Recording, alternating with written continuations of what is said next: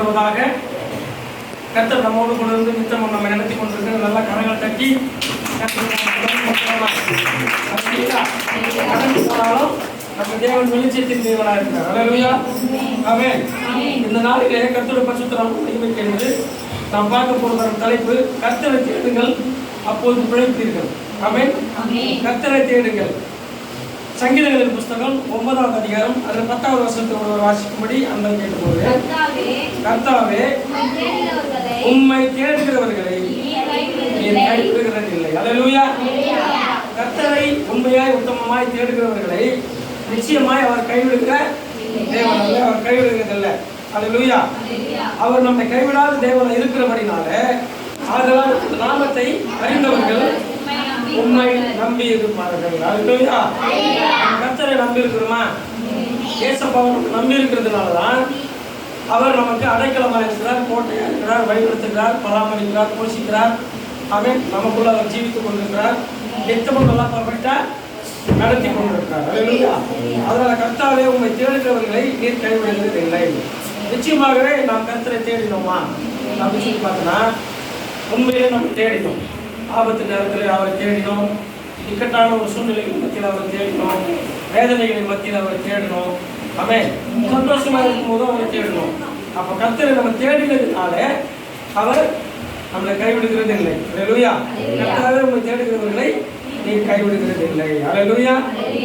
ஆண்டவரை நான் உம்மை தேடினேன், நீர் என்னை கைவிடவில்லை. இயேசு என்கிற நாமத்தை நான் பற்றி கொண்டேன், உம்மை நம்பினேன், நீர் என் நம்பிக்கையாய் இருந்து நங்கூரமாய் இருக்கிறேன் என்று சொல்ல முடியும்.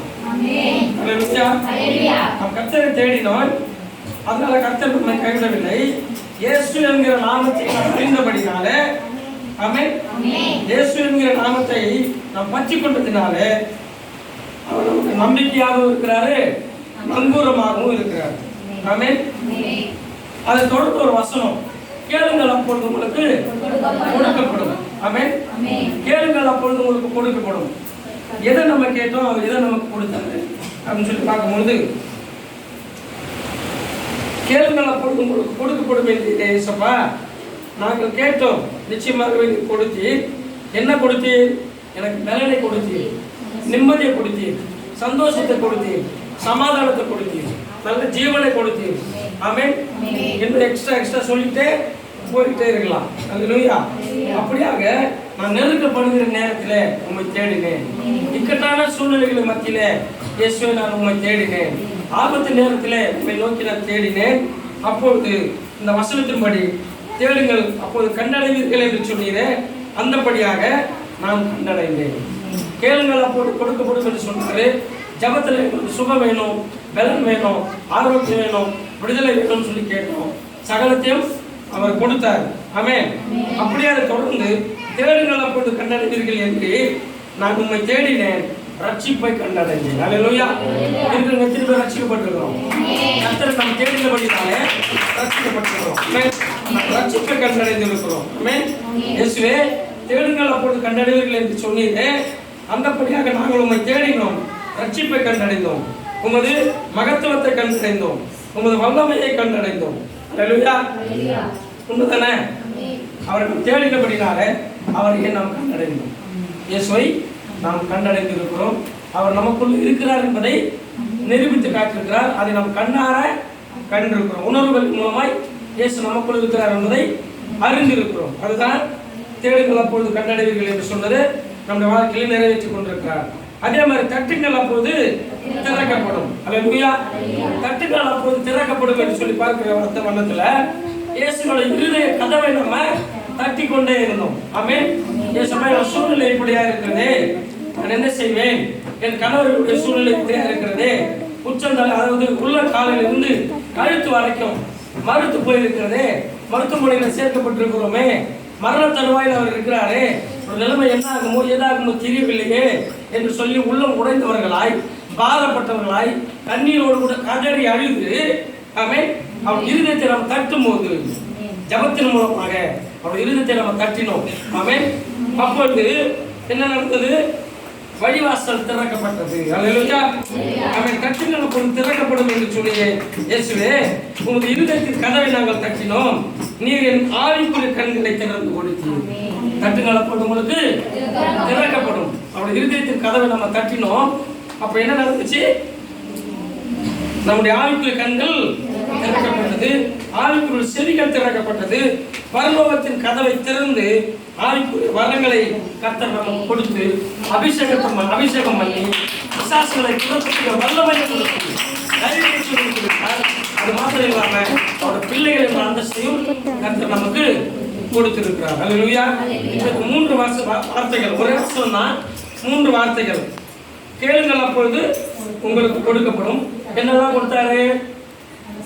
சுகம், பலன், ஆரோக்கியம், நிம்மதி, சந்தோஷம், ரட்சிப்பு, சமாதானம், எக்ஸ்ட்ரா சொல்லிட்டே போயிட்டு இருக்கலாம். ஆமென். எல்லாம் தந்த தேவனை நம்ம உள்ளத்தின் ஆழத்திலிருந்து துதித்து கொண்டே இருக்கணும். தேடுங்கள் அப்பொழுது கண்டடைவீர்கள் என்று சொன்னது என்ன சொன்னாரு? ரட்சிப்பை கண்டடையும்படி செஞ்சாரு, மகத்துவத்தை கண்டடையும்படி செஞ்சாரு, அவரோட வல்லமை என்னது என்பதை கண்டடையும்படி செஞ்சாரு. ஆமென். நல்ல ஜீவனை கண்டடையும்படி செஞ்சாரு. மகன் மறித்து போய்விடுவார் என்று தான் நிறைய பேர் பேசினாங்க இந்த எல்லையில. ஆமென். அவ்வளவுதான், காலுக்கு இருந்து கழுத்து வரைக்கும் மறுத்து போச்சு, அநேகமான கிருமிகள் வந்துருச்சு, அவர் அவ்வளவுதான் அப்படின்ற மாதிரி நிறைய பேர் பேசினாங்க. ஆனால் கர்த்தர் நம்மோடு கூட இருந்து ஜீவனோடு கூட உட்கார வச்சு இந்த எல்லையில ஒரு கூடுதல் நடக்கும்படி செஞ்சு அவருடைய நாமத்தை அவர் மகிமைப்படுத்திக் கொண்டிருக்கிறார். அதுக்கு நம்ம எடுத்து பயன்படுத்திக் கொண்டிருக்கிறோம். அல்லேலூயா. அல்லேலூயா. தட்டுங்கள் அப்போது உங்களுக்கு திறக்கப்படும் என்று சொன்னது போல ஆவிக்குரிய வரங்களை எல்லாம் கொடுத்து, ஆவிக்குரிய வரங்களை கொடுத்து, வல்லமையை கொடுத்து, பிள்ளைகளின் அந்தஸ்தை கொடுத்து, பிசாசுகளை துரத்தக்கூடிய அதிகாரத்தை கொடுத்து நம்மை நடத்தி கொண்டிருக்கிறார். அல்லேலூயா. நான் மகிமைப்படுவேன் என்ற வாக்குத்தத்தம் நம்முடைய குடும்பத்தின் மூலமாக, நம்முடைய சபையார் மூலமாக, கிறிஸ்தவர்கள் மூலமாக ஆங்காக நடந்து கொண்டுதான் இருக்கு. அல்லேலூயா. அப்போ நம்ம நன்றி நிறைந்த உள்ளத்தோடு கூட இத்தனை நன்மைகளையும் செய்த நம் தேவனாகிய கர்த்தருக்கு நம்ம என்ன செய்யணும் அப்படின்னு சொல்லி பார்த்தோம்னா, சங்கீதங்களின் புஸ்தகம் 9ல் 1வது வசனத்தை வாசிங்க. கர்த்தாவே என் முழு இருதயத்தோடும் உம்மை துதிப்பேன், உம்முடைய அதிசயங்களை எல்லாம் விவரிப்பேன். இதோட அர்த்தம் என்னன்னு பார்த்தீங்கன்னா, நம்மளோட முழு இருதயத்தோடும் துதிக்கிறோம். இப்போ எல்லாரும் முழு இருதயத்தோடு துதிக்கிறோமா? ஏன்? அவர் நம்முடைய வாழ்க்கையில செய்த நன்மைகள் ஏராளம், அவர் நம்முடைய வாழ்க்கையில செய்த அற்புதங்கள் எக்கச்சக்கமானது. ஆமென். அற்புதங்களையும் அதிசயம் நன்மைகளையும் செய்கிறவராய் வேதத்துல வாசிக்கிறது மாத்திரமல்ல, நம்ம வாழ்க்கையில அனுபவித்துக் கொண்டிருக்கிறோம். நல்லா கருத்து என் முழு இருதயத்தோடும் உம்மை துதிப்பேன். அல்லேலூயா.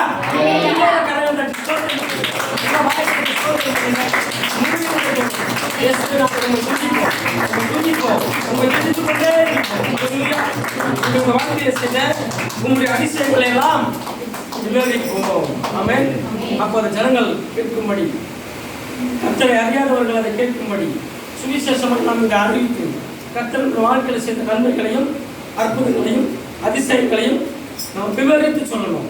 அப்போ கர்த்தருக்கு சாட்சியாய் நம்ம வாழ வேண்டும். இப்போ கர்த்தர் நமக்கு செய்த நன்மை செய்து கொண்டினால நன்றி மறந்தவர்களாய், நன்றி உணர்வுள்ளவர்களாய் இன்றைய தினம் ஆறு வெள்ளிக்கிழமையில இந்த எல்லையில இந்த வீட்டில அவரை நாம் துதித்துக் கொண்டிருக்கோம். உண்மைதானே? ஆமென். முழுவதோடு கூட அந்த நன்றி விசுவாசத்தோடு கூட நாம் துதித்துக் கொண்டிருக்கிறோம்.